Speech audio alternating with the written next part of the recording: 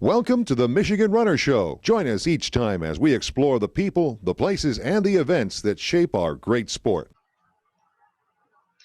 Hi, Carter Sherline from Michigan Runner News, and I have with me today Jeff Crumbaugh of Great Lakes Endurance. Welcome. Good to see you, Carter. Good to be here. Good seeing you. And we want to talk about the Tahqua Trail Run, which for 2021 is going to be the 14th of August. And of course, that is in the Upper Peninsula near Paradise and the Tahquamenon Falls. So tell us about that race. Yeah, there are two distances for this much loved trail run in northern Michigan. It does attract runners from between 15 and 20 states, so it has become popular outside of Michigan. It's a great way to experience the Tahquamenon River, the Tahquamenon Falls, and get a taste of the remote terrain up near Paradise. Both races are point to point. The 25K starts out on an old forest road called the Tahqua Trail, and within about a half mile transitions on to the North Country Trail proper. And pretty soon you find yourself in a wetland bog. There's wood trails that transport runners across the wetland area. Occasionally, runners have spotted moose in that area. And then you ascend up to these high bluffs in birch forest overlooking the Tahquamenon River. From there, there's a beautiful rolling section through reindeer moss and wild blueberries. Sometimes you can just reach down and grab the blueberries. They're as thick as grapes hanging from these blueberry bushes. But eventually, you start to approach the lower Tahquamenon Falls, and you know you're getting there. You see Camp 10 Lakes, some other beautiful, remote, serene, quiet lakes, and then you enter into the backside of a campground where this is around 9 miles, where you actually could see people flipping pancakes and cooking bacon outside their campsites.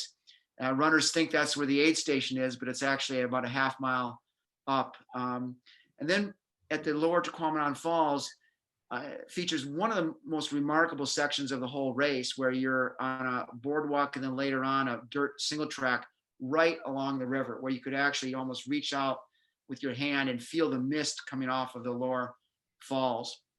From there to the upper falls is about 10 kilometers, most of it fairly easy single track, but there are a couple sections in there where you're climbing. They even have staircases where you're climbing, and they're quite challenging. But then you can actually hear the thunder of the upper falls before you get there, and then you know you're within a half mile of the finish. And we finish at the what they call the Fact Shack that near the upper Tahquamenon Falls and the Camp 33 Brewery. That's just close by. Interestingly enough, the finish is the same location as our famous Two-Hearted Trail race, but we're approaching from the south as opposed to coming from the north with the Two-Hearted. So if you do both of those races, you'll experience a stretch of 75 kilometers of the North Country Trail, 50 with the ultimately with the Two-Hearted, and 25 to the south with the Tahqua Trail. And of course, the Tahquamenon Falls is one of the iconic spots in Michigan. And you can swim above one of those, which was kind of fun to do. Also note the trailhead where you start the longer event. There's a campsite there, and so you can camp, very close to the start. And then there's also the town of Paradise, about 5 miles, I think. Yeah, actually, it's the start of the 10K is right near that campground that you're mentioning, and then the 25K starts out in a more remote setting.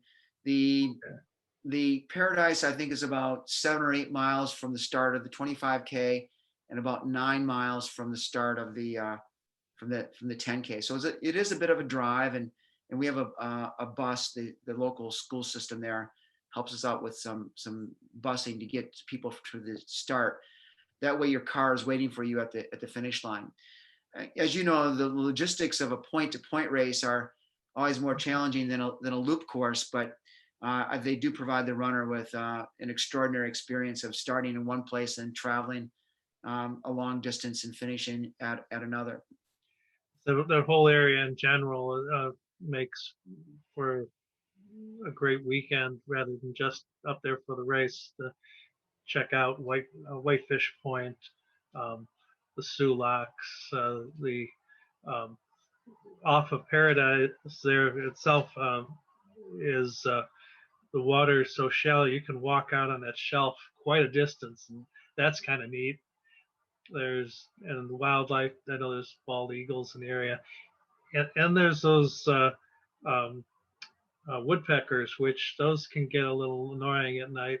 But Yeah. there's some huge woodpeckers. I forgot the variety, but Yeah, the pileated woodpeckers. They, yeah, you know, the last part of the course features a beech maple forest that is the preferred habitat of the pileated woodpecker. So you're right, there's an overabundance of those beautiful pileated woodpeckers. But you're right, they can be noisy.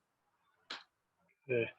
Well, again, we're looking forward to these events, and for 2021, it'll be nice to get back out into racing after a year of very few races and a lot of concessions to the pandemic. And we'd like to thank you for talking with us today. All right, thanks so much, Carter. Appreciate it. Thank you.